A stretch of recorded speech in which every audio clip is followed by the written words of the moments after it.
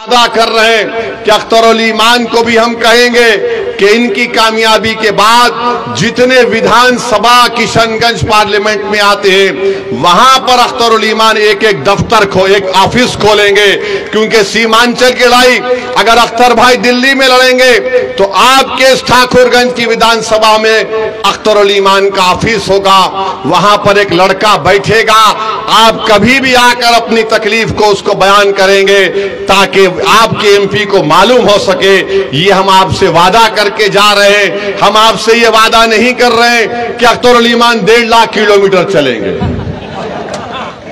अख्तरुल ईमान चलेगा जरूर और आपको भी साथ में चलना पड़ेगा इंशाअल्लाह ताला। हम आपको बता रहे हैं आने वाले महीनों में इंशाअल्लाह ताला विधानसभा के चुनाव से पहले अगर आप हमारे साथ चलने को तैयार है तो पूरा सीमांचल चक्का जाम किया जाएगा। मोदी याद रखो, तुमको बताएंगे यहां पर घुसपैठी नहीं, यहां पर इंसान रहते हैं। अरे तुम सबका साथ सबका विकास की बात करते हो, तुम विकसित भारत की बात करते हो, मगर सीमांचल को तुमने नजरअंदाज करके रख दिया। 10 साल में तुमने एयरपोर्ट नहीं बनाया, तुमने कोचा दामन में रेलवे स्टेशन नहीं खोला, तुमने बहादुरगंज में डिग्री कॉलेज नहीं खोला।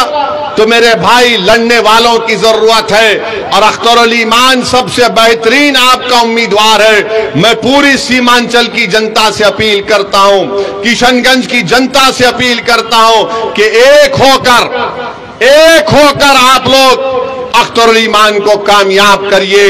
याद रखिए, बीजेपी अगर दोबारा इख्तिदार में आएगी तो बीजेपी भारत के संविधान को और आइन को तब्दील कर देगी। बीजेपी इबादतगाहों के कानून को खत्म करके रख देगी। इसीलिए भी बहुत जरूरी है कि आप मुत्तहिदा तौर पर एक वोट को भी जाय मत होने दीजिए और अख्तरुल ईमान को नहीं, सीमांचल को कामयाब करिए। अख्तरुल ईमान को नहीं, इंसाफ को कामयाब करिए, अमन को कामयाब करिए। अपने मुस्तकबिल को रोशन रखने के लिए पतंग छाप के निशाने पर बटन दबाकर आप बता दीजिए इन लोगों को जो हमारा वोट तो लेते हैं और हमारी पीठ में खंजर घोंपते हैं। यही चंद बातें मुझे आपसे अर्ज करना था। और याद रखो चुनाव 26 को खत्म नहीं होगा, चुनाव 26 को नहीं खत्म होगा। 13 को भी वोटिंग है, उसके बाद भी एक वोटिंग है, उसके बाद भी एक वोटिंग है, उसके बाद भी एक वोटिंग है। तेजस्वी यादव 26 को चुनाव नहीं खत्म होगा, मेरी बात तुम लिख के रख लो। अब यहां से चुनाव शुरू होगा तो सीमांचल की लड़ाई चलते रहेगी। हम आपका शुक्रिया अदा करते हैं कि आप यहां पर आए। 26 तारीख को पतंग छाप पर वोट देकर अख्तर भाई को चौथे नंबर पर अख्तर भाई का फोटो भी रहेगा, पतंग रहेगा। फोटो को मत देखिए, फोटो आपकी होगी, सिर्फ आप पतंग को देखकर बटन दबाइए और अपने इंसाफ के लिए और बीजेपी के बढ़ते कदमों को रोकने के लिए और पूरे भारत की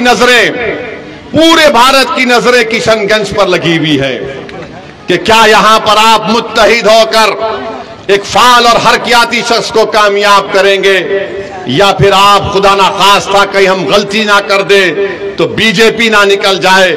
मेरे भाई, किशनगंज में मुकाबला अख्तरुल ईमान का मोदी से है, कांग्रेस तो रेस में नहीं है। इसीलिए हम आपसे अपील कर रहे हैं कि अपना एक वोट बैलेट के ऊपर जो मशीन पे चौथा नंबर है, हमारी मां और बहनों से भी अपील कर रहे हैं, चौथे नंबर पर पतंग छाप पर बटन दबाकर आप अपने इत्तेहाद को कामयाब करिए और बिहार भी अपनी एक सियासी क़ियादत को खड़ा करके मजबूत कर दीजिए। बहुत बहुत शुक्रिया। अस्सलाम वालेकुम।